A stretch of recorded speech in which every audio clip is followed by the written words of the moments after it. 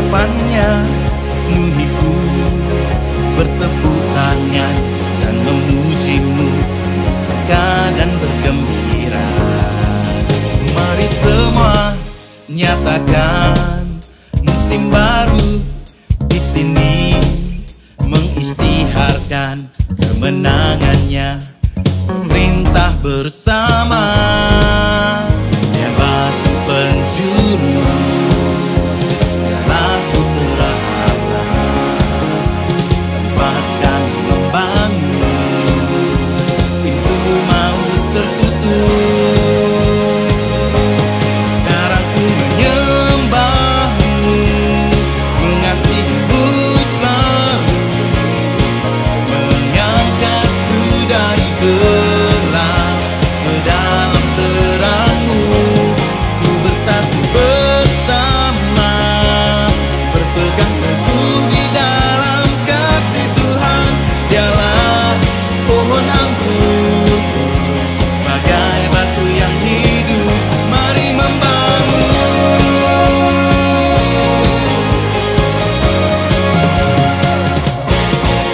Mari semua nyatakan musim baru di sini, mengisytiharkan kemenangannya, memerintah bersama.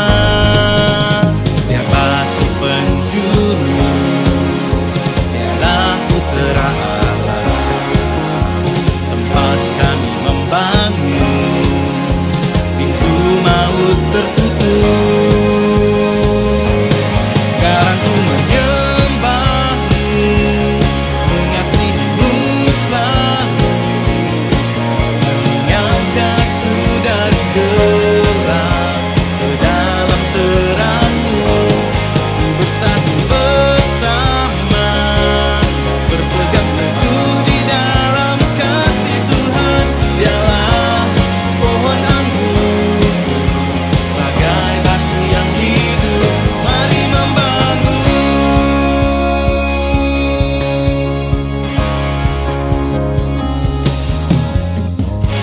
Ku membangun kebenaran, menghancurkan dosa dengan kuasa salibmu. Bangkitkanku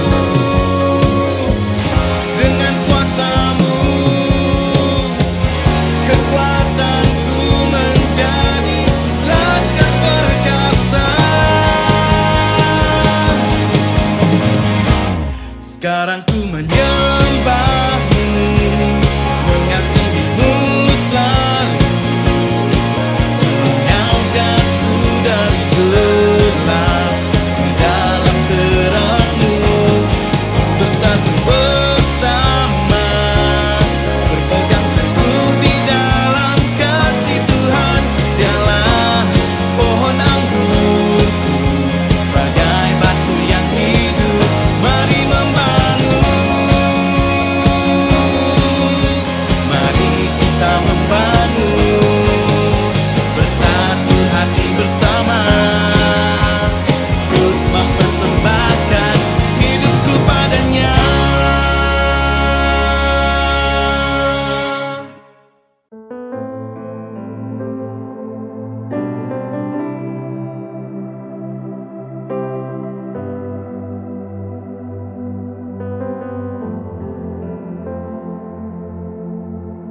Kau datang ke dalam dunia,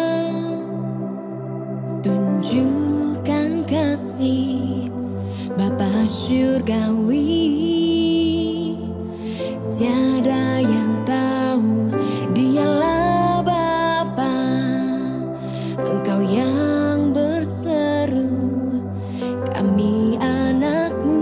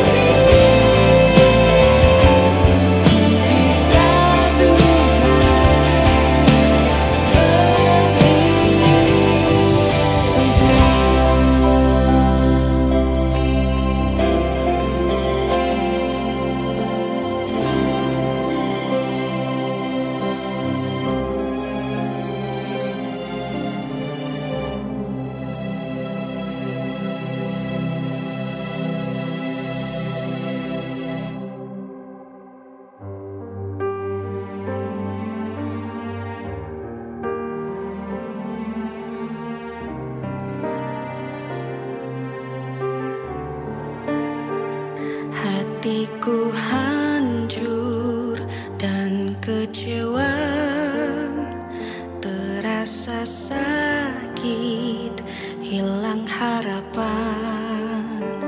Ku rasa malu dan berpaling, dan ku berseru memanggil Engkau.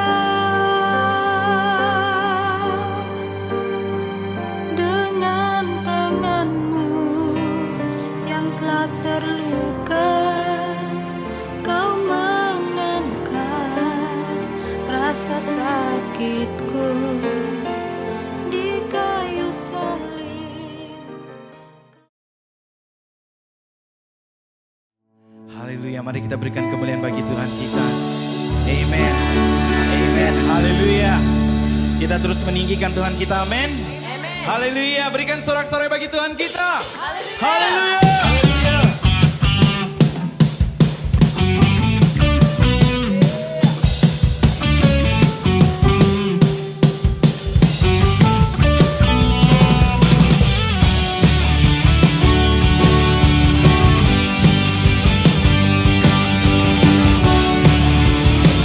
Mari sama-sama katakan.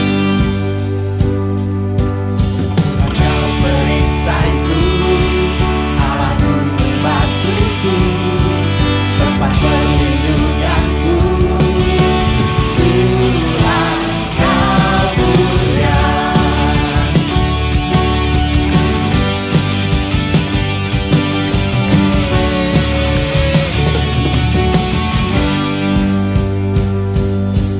Tuhan, Kau penolongku, Allah kekuatanku, sumber sukacitaku. Yesus, Kau mulia. Sama-sama katakan, Kaulah Tuhan. Kaulah Tuhan yang mengangkat aku ke tempat tertinggi. Keagungan-Mu memenuhi bumi sampai selamanya. Benar Yesus, keagungan-Mu mengasihi.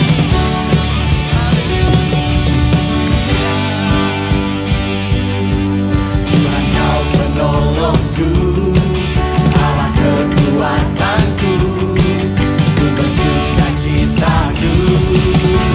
Yesus, Kau mulia. Kaulah Tuhan. Kaulah Tuhan yang mengangkat aku ke tempat tertinggi. Keagungan-Mu memenuhi bumi sampai selamanya.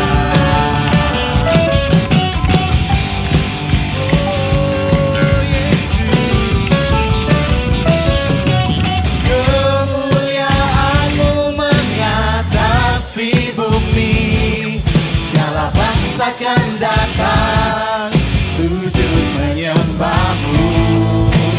Pertolongan-Mu takkan pernah terlambat, kasih-Mu kan selalu untukku. Kaulah Tuhan, Kaulah Tuhan yang mengangkat aku ke tempat tertinggi. Keagungan-Mu memenuhi bumi sampai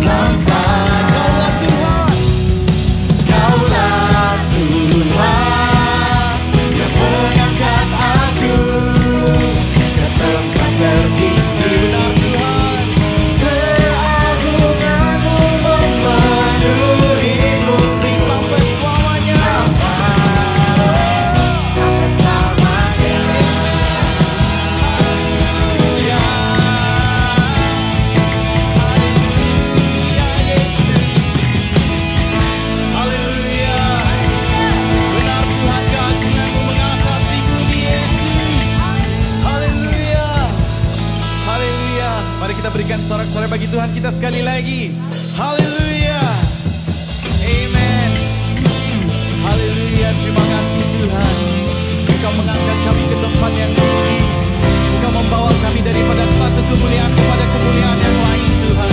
Engkau menciptakan kami serupa dengan Engkau Yesus. Kami sangat bersyukur Engkau mengangkat kami Tuhan satu level lagi Tuhan. Haleluya.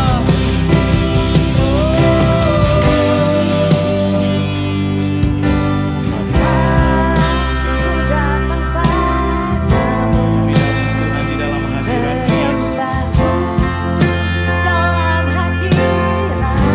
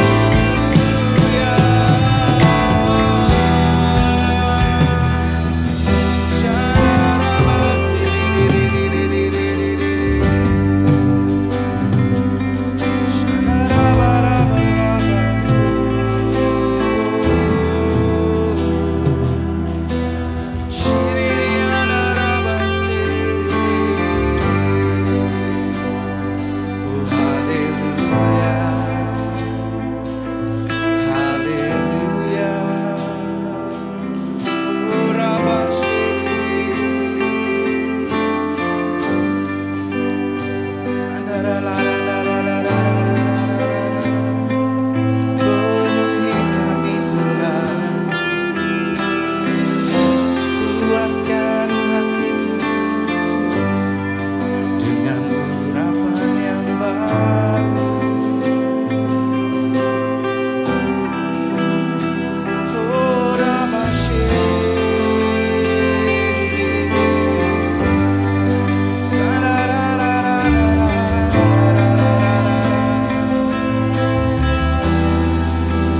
nikmati hadirat Tuhan, nikmati kasih-Nya. Kasih Tuhan tiada batas, memulihkan setiap hidup kita.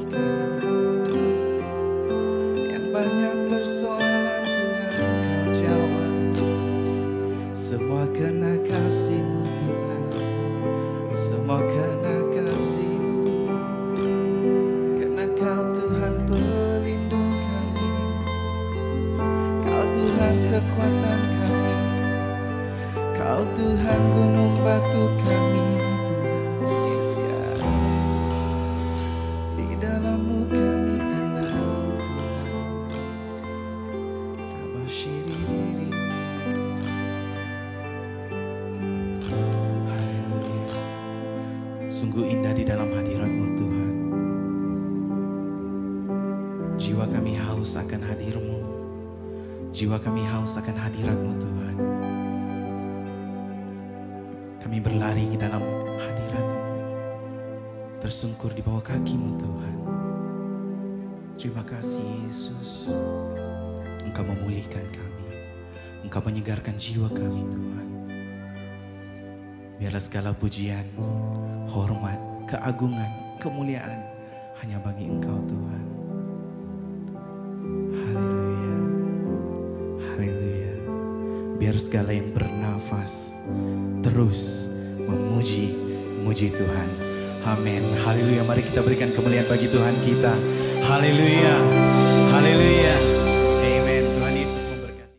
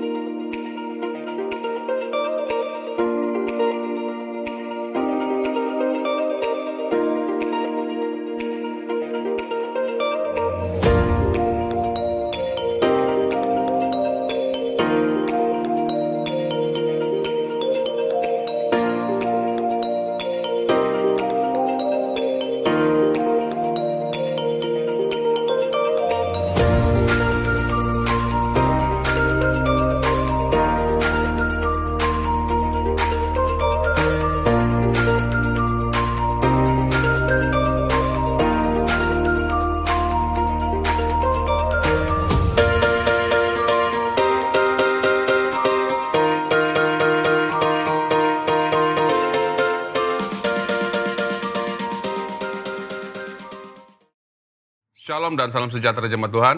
Puji Tuhan, kita sangat bersyukur karena kita bisa datang memuji dan menyembah Tuhan bersama-sama. Amin. Haleluya. Mari saudaraku, kita siapkan hati kita mau mendengarkan firman Tuhan. Hari ini saya akan berbicara tentang hati yang dikotori oleh kepahitan ataupun hati yang dicemari oleh akar kepahitan yang boleh membuat kita tidak bisa masuk ke dalam kelimpahan ataupun berkat yang Tuhan siapkan buat kita. Saudaraku yang seiman dalam Tuhan, minggu lalu kita belajar bagaimana masuk ke dalam perhentian Tuhan di hari Sabat untuk kita bisa dapat memuaskan batin dan jiwa kita. Saudaraku yang seiman dalam Tuhan, jika kita tidak masuk ke dalam perhentian, apa yang berlaku saudaraku, kita akan mencari sesuatu daripada orang yang ada di sekitar kita untuk memenuhi keinginan kita, batin kita, di mana kebanyakan manusia itu mau dipuji, mau diterima, ataupun mau dihargai. Maka saudaraku yang seiman dalam Tuhan, kita perlu belajar bagaimana masuk ke dalam perhentian Tuhan, supaya kita benar-benar dipuaskan di dalam jiwa dan roh kita. Karena itu saudaraku, jika kita salah menilai tentang diri kita, apa yang berlaku saudaraku, kita akan mencari penilaian dari luar, dari dunia, orang-orang yang di sekitar kita, supaya kita merasakan diri kita selamat. Maka saudaraku yang seiman dalam Tuhan, jika kita tidak mendapatkan apa yang kita ingini dari orang lain, maka kita akan bertindak salah. Kita mulai menyalahkan orang-orang yang di sekitar kita, kita mulai menyalahkan pemimpin, menyalahkan gereja. Makanya saudaraku yang saya kasihi, pentingnya kita masuk ke dalam istirahat Tuhan, supaya kebutuhan yang kita maukan itu dapat dipenuhi, supaya keinginan batin kita itu hanya Tuhan yang bisa penuhi saudaraku. Makanya saudaraku yang seiman dalam Tuhan, jika hal ini tidak diselesaikan, maka ia akan memberikan kesan kepada gereja. Ini sangat penting. Jadi saudaraku yang seiman dalam Tuhan, hari ini kita fokus kepada hati yang tercemar ataupun dicemari oleh kepahitan. Dan kita tahu bahwa hati tercemar itu boleh disebabkan banyak perkara. Mungkin ada hubungan konflik ataupun salah paham antara jemaat, antara sesama manusia, sesama umat Tuhan. Akhirnya ada kesan di sana yang tidak diselesaikan, akhirnya menimbulkan kepahitan dan mencemari seluruh kehidupan saudara. Mungkin juga ada di antara saudara memiliki hubungan yang tidak baik dalam keluarga. Akhirnya roh saudara tercemar, hati saudara tercemar. Ketika saudara datang ke gereja, saudara mulai memberikan kesan ataupun tindakan yang negatif lewat kecemaran hatimu, hingga merosakkan hubungan sesama kita di dalam rumah Tuhan. Maka saudaraku yang seiman dalam Tuhan, kita perlu tahu kalau hidup kita ini telah dicemari ataupun hidup kita ini dikuasai oleh akar kepahitan, kita perlu mengerti saudaraku, dan kita perlu tahu ciri-ciri orang yang hatinya dikotori oleh akar kepahitan.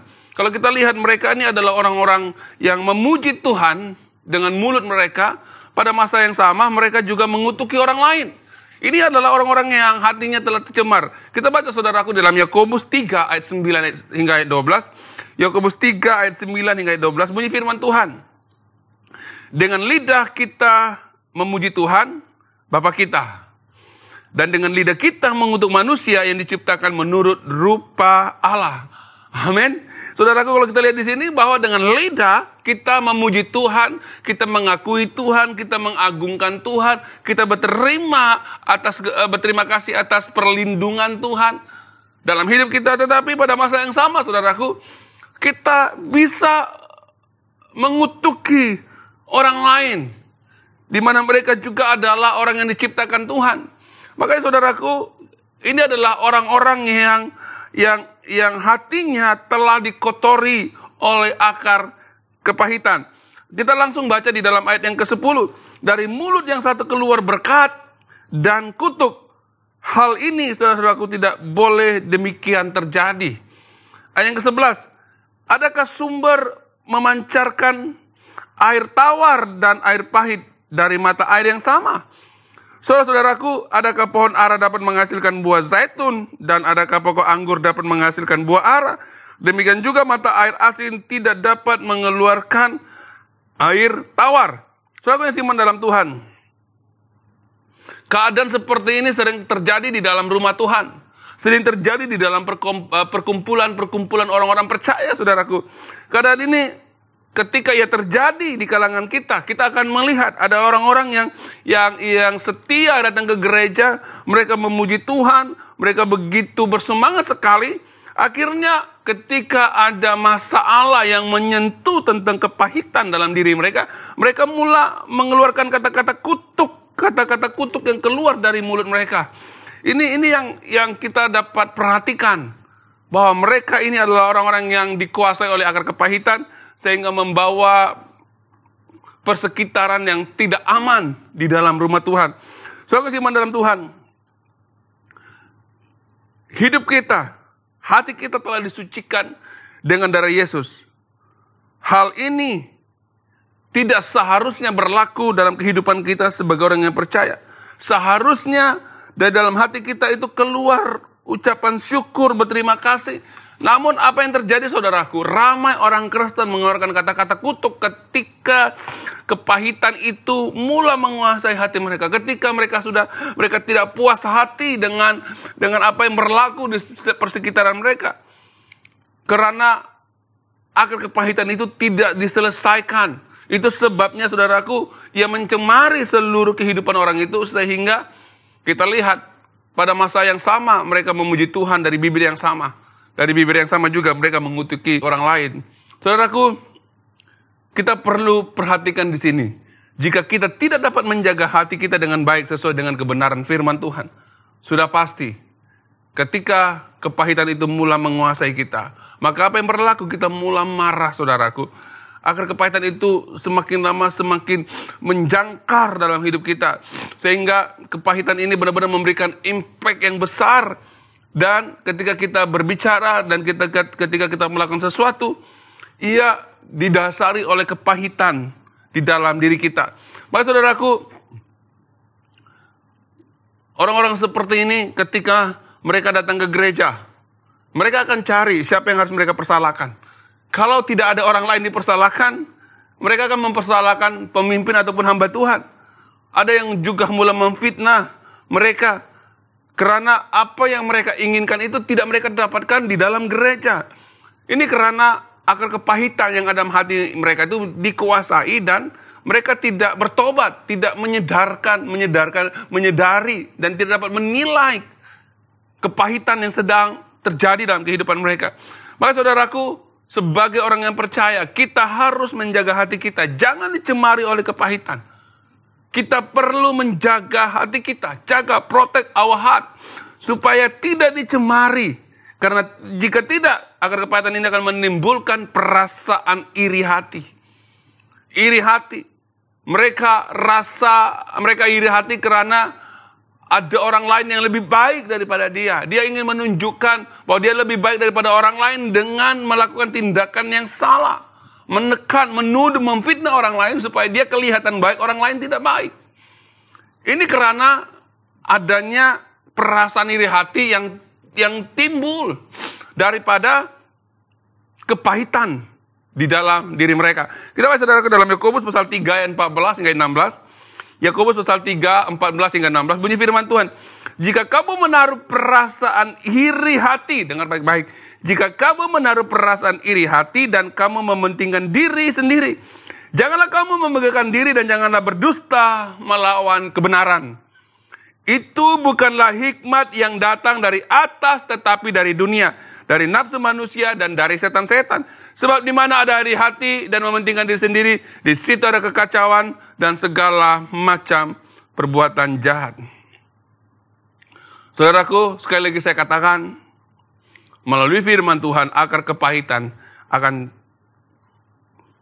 yang timbul itu membuat kita akan menjadi iri hati. Sehingga apa yang berlaku saudaraku? Kita mulai membandingkan diri kita dengan orang lain. Kita mulai bersaing. Kita ingin menunjukkan siapa yang lebih hebat. Jika kita kalah, jika kita terasa mulai dipinggirkan, apa yang saudara lakukan, saudara mulai memfitnah orang lain dan membuktikan saya benar, orang itu salah. Ini karena hati mereka, hidup mereka telah dikuasai oleh kepahitan. Mereka berusaha menjatuhkan orang lain, mengatakan yang jahat terhadap orang lain. Sehingga dia mau memperlihatkan bahwa dia lebih baik daripada orang itu. Saudaraku, ini bahaya. Jika ada iri hati yang timbul di dalam kehidupan kita karena akar kepahitan, ia akan membuat gereja itu akan terpecah, terbelah-belah. Kelompok sel akan hancur, hubungan antar sesama akan hancur, karena adanya akar kepahitan yang menimbulkan iri hati yang tidak diselesaikan. Saudara iman dalam Tuhan, firman Tuhan mengatakan bahwa orang yang iri hati akan mementingkan diri sendiri. Ada di mana akar kepahitan itu menimbulkan kepentingan diri sendiri karena iri hati. Mereka pikir bahwa mereka lah orang yang penting. Mereka berpikir apa saja yang mereka lakukan itu adalah benar. Mereka tidak peduli kalau tindakan mereka itu menyebabkan orang lain akan hancur. Yang penting keinginan mereka itu tercapai. Ini namanya orang kepentingan diri sendiri. Mereka mementingkan diri sendiri. Mereka tidak peduli sama ada persekutuan itu hancur, persekutuan itu ada masalah, gereja itu adanya perpecahan. Yang penting tujuannya itu tercapai. Ini karena adanya kepentingan diri sendiri, adanya iri hati yang timbul. Dan orang seperti ini mereka tidak pernah melihat bahwa diri mereka itu salah. Itu sebabnya orang seperti ini boleh saja mengeluarkan, firman Tuhan mengatakan, perkataan kutuk pada mulut yang sama, mereka juga mengeluarkan berkat. Ini hal yang perlu kita lihat, saudaraku. Adakah saudara dalam keadaan seperti ini? Saudara memuji Tuhan, saudara melayani Tuhan, tetapi ketika saudara rasa tercabar, saudara mula mengeluarkan perkataan fitnah, mengutuk orang lain, karena saudara tidak mau dilihat sebagai orang yang kalah ataupun orang yang dipersalahkan. Itu sebabnya saudaraku yang dalam Yakobus 3 ayat 15 hingga 16 mengatakan, itu bukanlah hikmat yang datang dari atas, tetapi dari dunia, dari nafsu manusia dan dari setan-setan. Sebab di mana ada iri hati dan kepentingan diri, di situ ada kekacauan dan segala macam perbuatan jahat. Saya ulangi, sebab di mana ada iri hati dan kepentingan diri sendiri, di situ ada kekacauan dan segala perbuatan jahat. Saudara iman dalam Tuhan, bagaimana kita tahu bahwa apa yang kita lakukan itu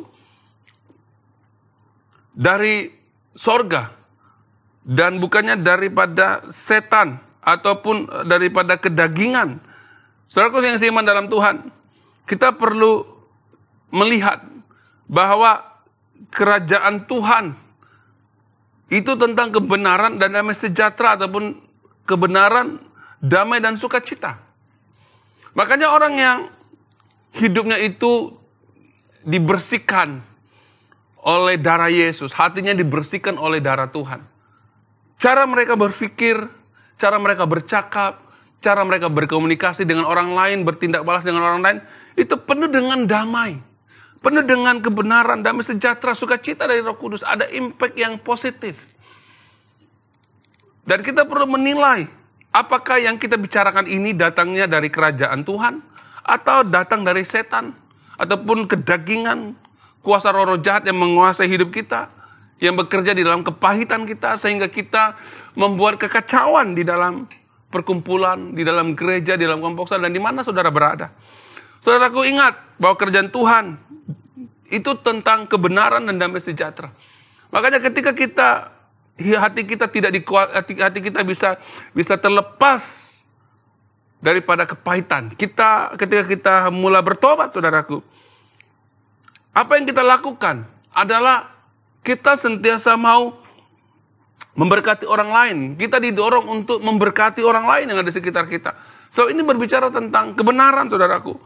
Bukan itu saja, ada damai sejahtera yang akan mengalir dalam kehidupan kita. Di mana kita pergi, saudaraku, ada damai sejahtera yang kita bawa. Maksudnya apa, saudaraku? Kita pergi ke satu tempat, kita ke gereja, ke kelompok sel, atau di mana saja kita pergi, kita membawa keharmonian, adanya kesatuan. Di mana ketika kita berbicara, adanya kesembuhan batin, adanya pemulihan, dan bukannya perpecahan yang kita bawa. Saudaraku, ini sangat penting. Ketika kerajaan Tuhan itu menguasai hati dan pemikiran kita, kebenaran itu menguasai pemikiran kita, hati kita, maka adanya sukacita dari Roh Kudus. Ada sukacita dari Roh Kudus ini akan memberikan kita semangat untuk maju dan bukannya menjatuhkan orang lain. Saudara yang iman dalam Tuhan, jika hidup kita dikuasai oleh akar kepahitan, saudaraku, iblis akan masuk. Iblis akan mengambil peluang untuk bekerja dalam kehidupan kita. Dan iblis akan coba menanamkan hikmat dari dunia. Karena kedagingan itu telah menguasai kita. Kesakitan hati akan kepahitan itu menguasai kita. Maka iblis akan masuk. Dan dia akan menyatakan hikmat yang datang dari dunia. Sehingga apa yang berlaku, saudaraku?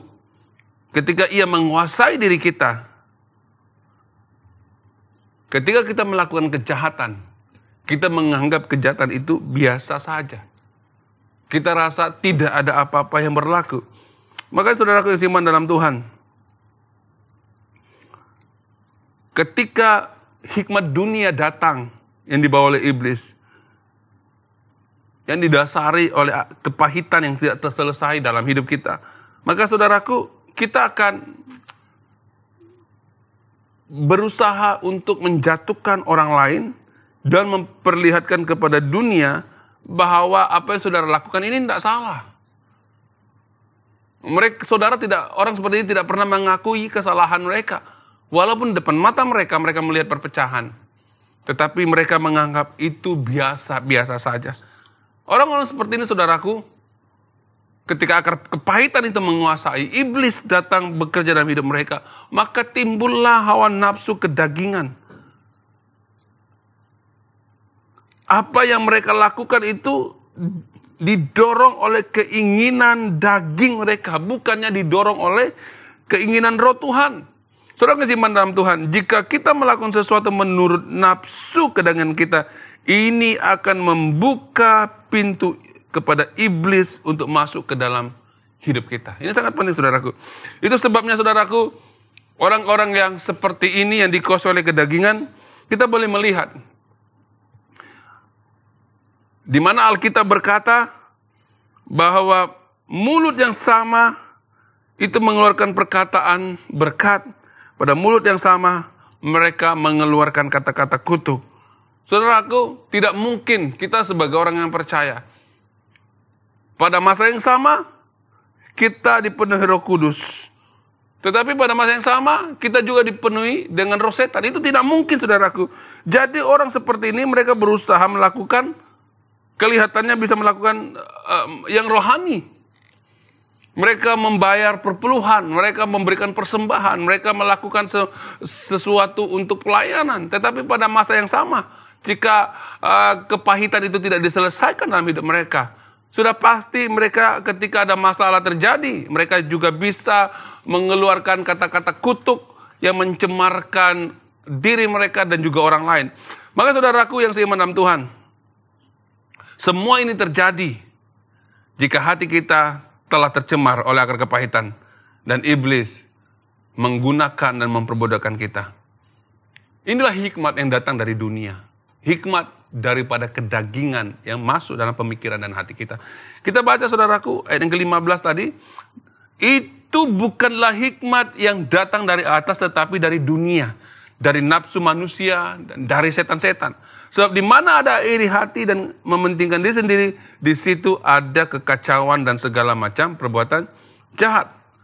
Saudara iman dalam Tuhan, kita akan dapat melihat pekerjaan iblis itu tanpa batas dalam hidup kita.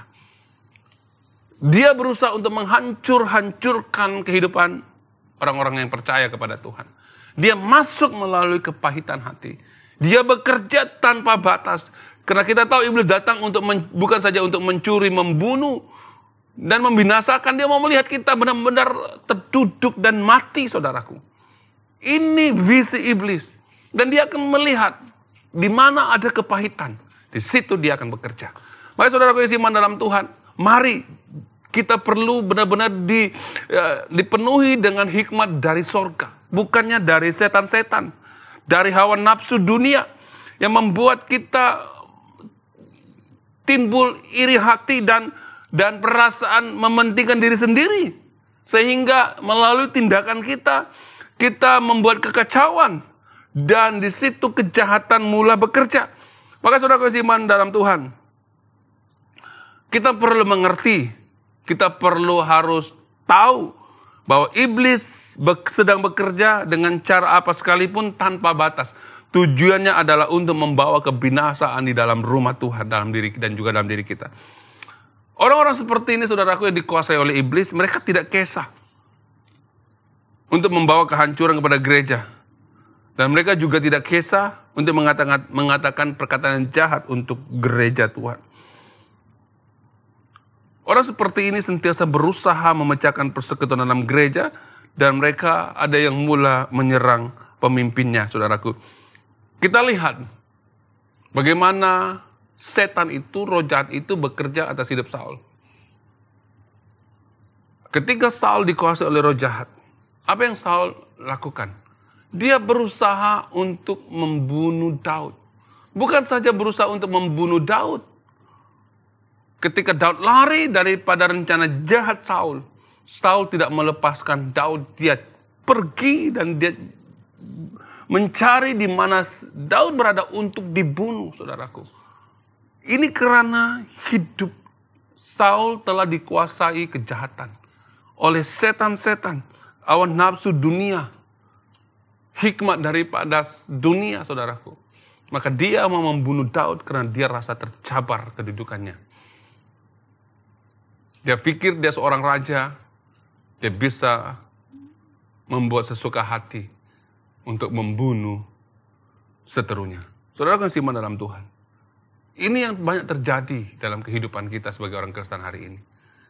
Kita mengizinkan iblis menguasai kita. Akhirnya saudaraku, iblis bekerja tanpa batas untuk menghancurkan hidup saudara dan saya. Ini juga yang terjadi kepada Yudas. Kita tahu Yudas ini murid Yesus. Yudas, iblis mudah bekerja dalam hati Yudas. Sehingga apa yang berlaku, saudaraku? Yudas mengkhianati Yesus. Dia mengkhianati Yesus dengan 30 keping perak. Dia mengkhianati sampai Yesus tertangkap dan dihukum mati di atas kayu salib. Makanya saudaraku yang seiman dalam Tuhan, mari kita belajar selesaikan agar kepahitan yang masih menguasai hidup saudara. Mari kita masuk ke dalam istirahat Tuhan. Mari kita mengakui kesalahan kita. Supaya Tuhan bisa memenuhi kita dengan hadirat-Nya, memenuhi kita dengan Roh Kudus-Nya, sehingga kita bisa dipulihkan, dan sehingga kita bisa bertobat, dan kita bisa memulakan kehidupan yang baru dalam Tuhan. Ini sangat penting saudaraku.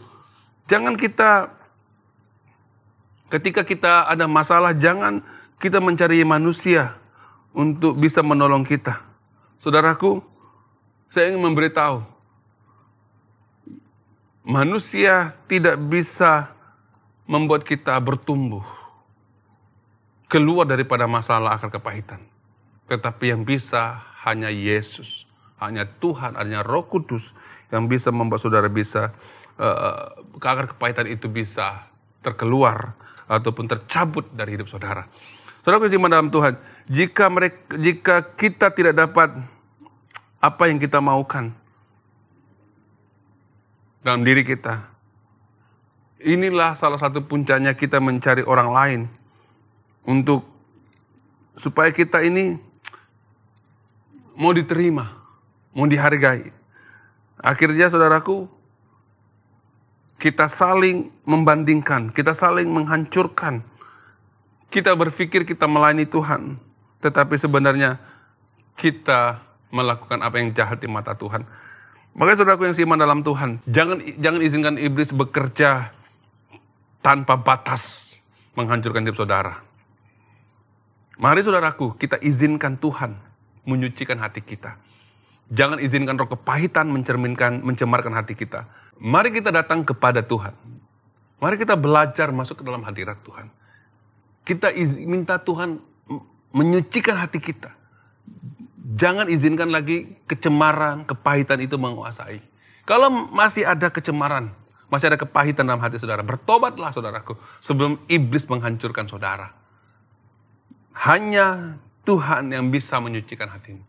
Supaya kita benar-benar terlepas daripada akar kepahitan. Dan kita bisa melakukan apa yang menjadi keinginan Tuhan dalam hidup kita. Amin saudaraku, mari kita berdoa. Bapa kami dalam kerajaan sorga, kami sangat bersyukur Tuhan. Dan berterima kasih bahwa kami perlu menilai dan melihat hati kami. Adakah hati kami dikuasai oleh kecemaran, akar kepahitan yang bisa merosakkan kehidupan kami. Tuhan, kami mau belajar masuk ke dalam hadirat-Mu. Kami mau mengizinkan kuasa Roh Kudus-Mu, darah-Mu menyucikan hati kami. Mencabut segala akar kepahitan yang membuat iblis bisa masuk menghancurkan kami. Membuat iblis bisa menggunakan kami, memperbodohkan kami untuk memecah belahkan rumah Tuhan. Oleh itu Tuhan, hamba-Mu berdoa, membuat setiap kami yang ada di tempat ini Tuhan. Jika ada di antara kami yang masih dikuasai akar kepahitan, Tuhan mari hamba-Mu berdoa Tuhan supaya Engkau mencabutnya dengan kuasa dan otoritas dari Engkau Tuhan. Dan berikan pemulihan dalam hati kami supaya kami boleh datang memuji dan menyembah Engkau dengan hati yang bersih dan jujur di hadapan Tuhan. Terima kasih Tuhan, berkati kami semua. Berkati setiap jemaat Tuhan yang ada pada hari ini. Engkau Tuhan Yesus melawan mereka satu persatu. Yang sakit Engkau sembuhkan, yang lemah Engkau kuatkan, yang susah hati Tuhan biarlah Roh Kudus mau menghiburkan mereka. Di dalam nama Bapa, Anak, dan Roh Kudus kami bisa berdoa dan bersyukur. Haleluya. Semua yang percaya katakan amin. Amin. Terima kasih, Tuhan Yesus memberkati.